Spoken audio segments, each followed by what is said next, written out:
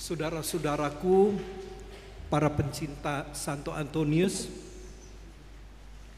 di dalam novena hari yang ke-8 ini, kita mengambil satu tema tentang sukacita, berpartisipasi, dan berkomunio, berarti kebersamaan. Nah, saudara-saudaraku sekalian, apa yang tadi kita dengarkan, baik di dalam bacaan pertama dari sang nabi Yeremia, maupun apa yang terjadi di dalam bacaan Injil Matius 13, mau menyadarkan kita, membuka mata kita masing-masing, bahwa kehidupan nyata di dunia ini bukanlah sesuatu kehidupan yang semuanya serba lancar, tanpa ada gangguan. Tetapi pada kenyataannya, walaupun semua orang berusaha, semua orang ingin menciptakan suasana damai dan sejahtera di antara kita, pada kenyataannya sampai sekarang ini terjadi kekerasan, terjadi perpecahan, perang di mana-mana, iri hati, kebencian, balas dendam, itu semua terjadi. Baik itu di tingkat yang besar di dunia ini.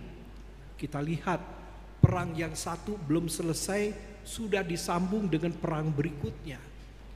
Maupun hal-hal yang lebih kecil, skala yang lebih kecil, di dalam wilayah-wilayah tertentu, bahkan di negara kita sendiri, dan juga di dalam keluarga-keluarga kita, ataupun diri kita sendiri.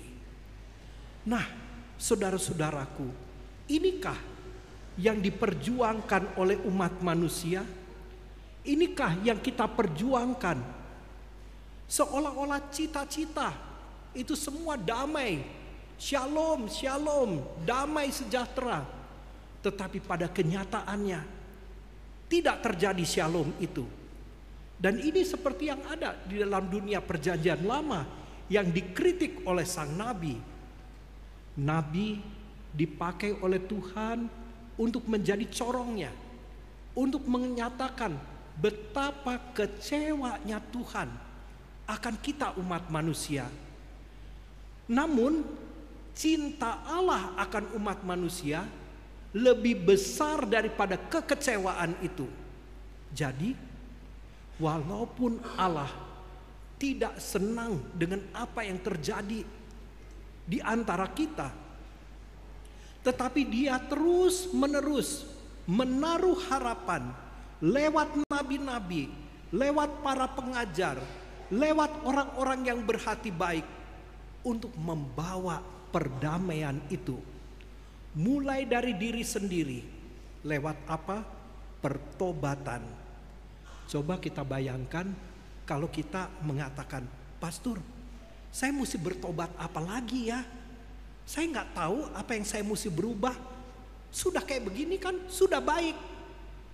Nah, kalau demikian, maka orang tidak memerlukan yang namanya perubahan. Dan kalau sudah tidak ada perubahan, maka kita kemudian sia-sia saja untuk mengharapkan sesuatu yang baik, damai, shalom terjadi di mana-mana.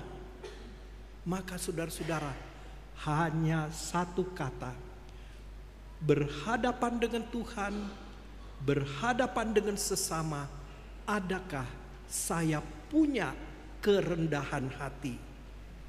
Pada saat saya punya kerendahan hati, saya mulai sadar bahwa ada bagian-bagian dari hidup saya yang harus saya perbaiki, bertobat.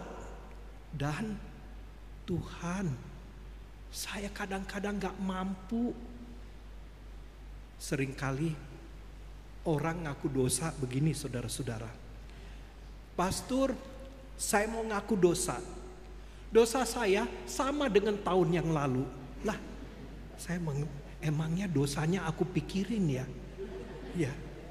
Kecuali kalau dia mulai cerita sedikit sesuatu yang aneh di situ, aku teringat lagi. Tetapi kalau yang biasa-biasa, aku emang ingat lagi di situ. Saya tidak pernah mengingat-ingat dosa orang lain. Tetapi saudara-saudara, kenapa sampai orang itu mengatakan demikian? Karena dia putus asa. Dia tahu ada sesuatu yang harus diubah. Tetapi dia tidak sanggup. Jatuh lagi dan jatuh lagi. Kenapa? Karena dia kurang rendah hati. Kenapa kurang rendah hati?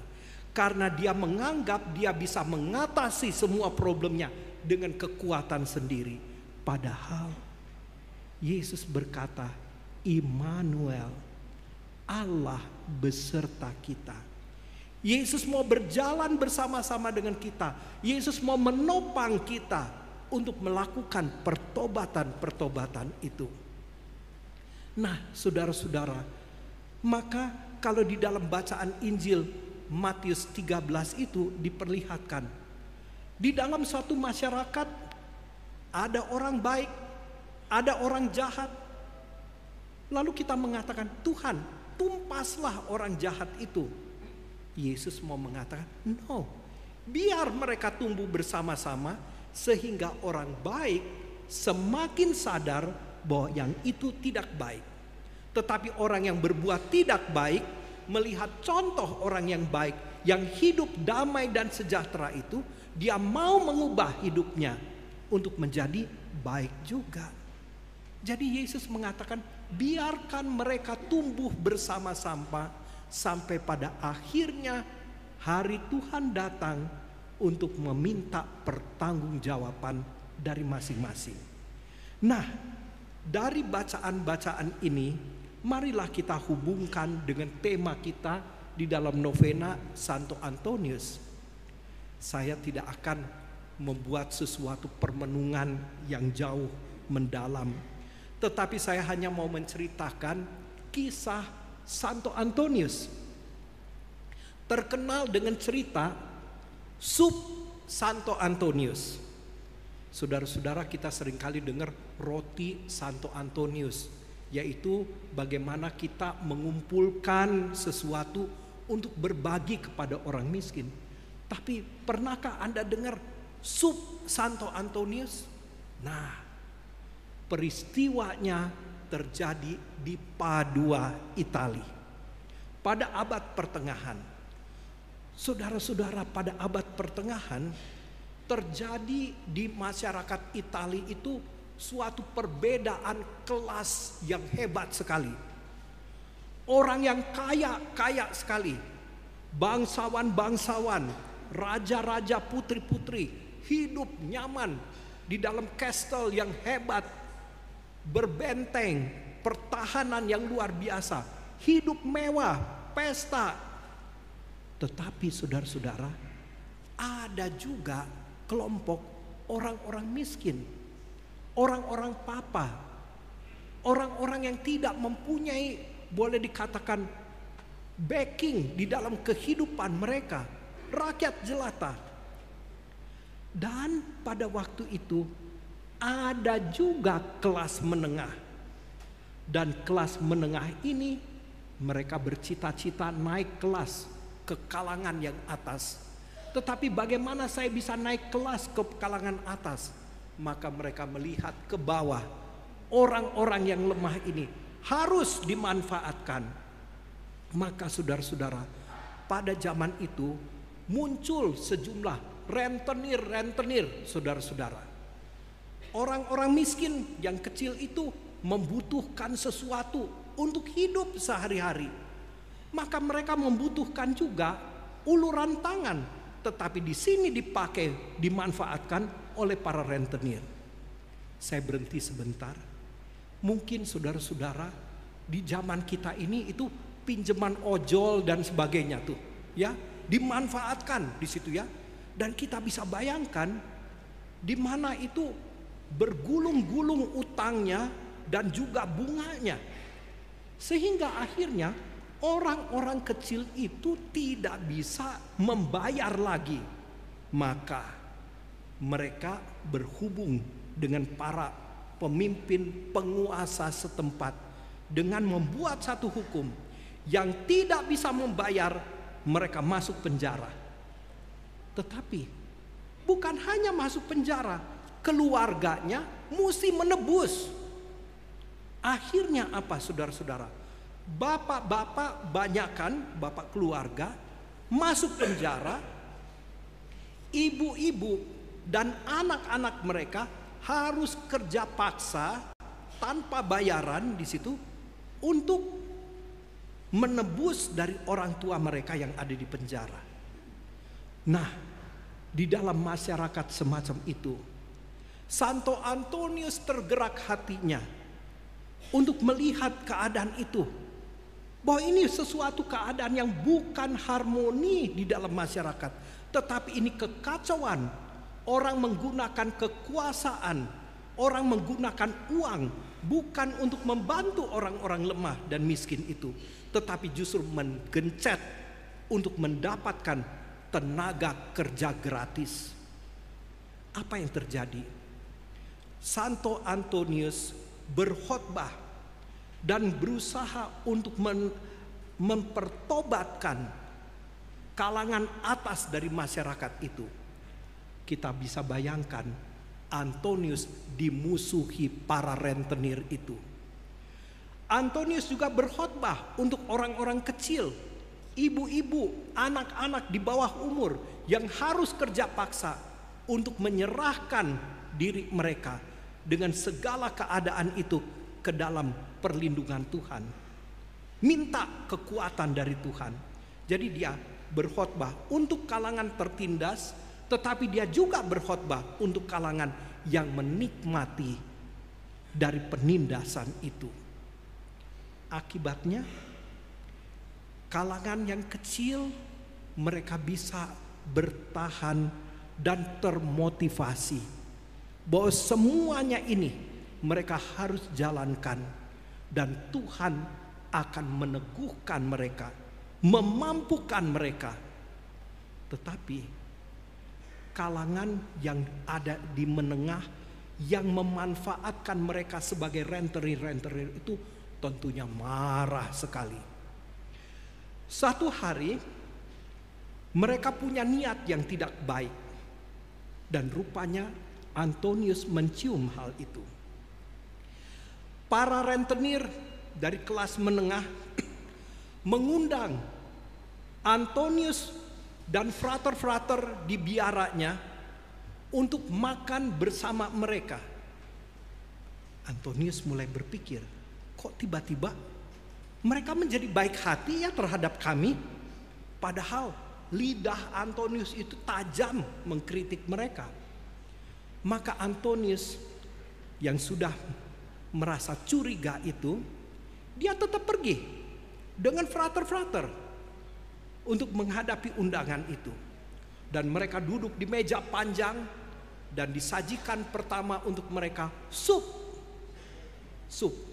Tetapi sup itu sudah ditaburi racun supaya Antonius mati di situ. Karena dianggap ini dia adalah pengkritik yang hebat. Maka Antonius ketika mau makan sup itu, dia berdoa demi pertobatan orang-orang yang selama ini menindas dan menyusahkan orang lain.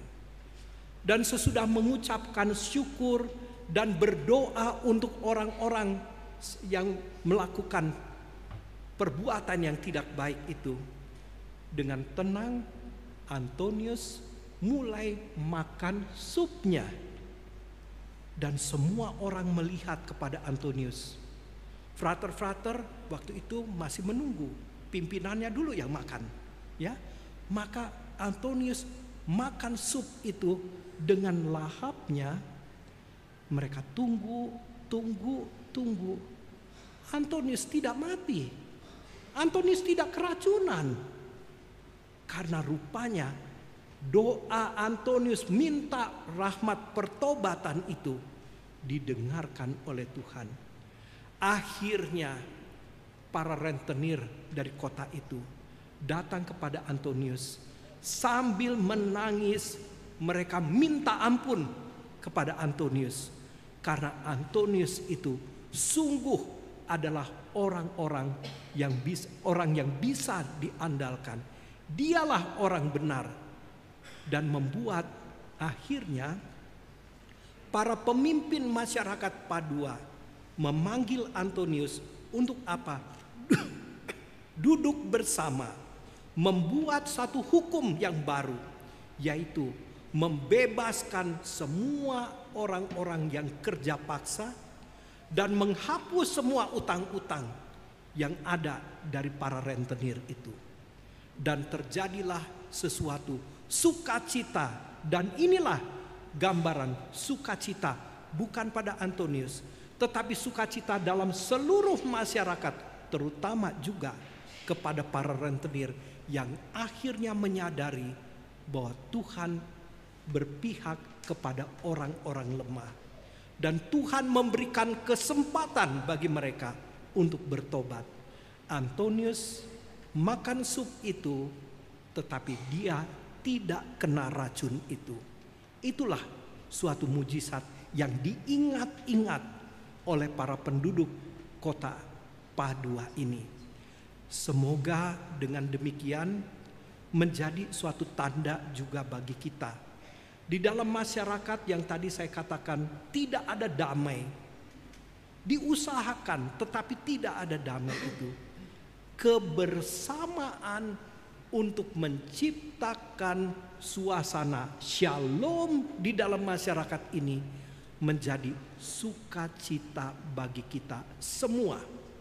Semoga saudara-saudara, keluarga-keluarga kita senantiasa ada damai, saling berbagi satu sama lain.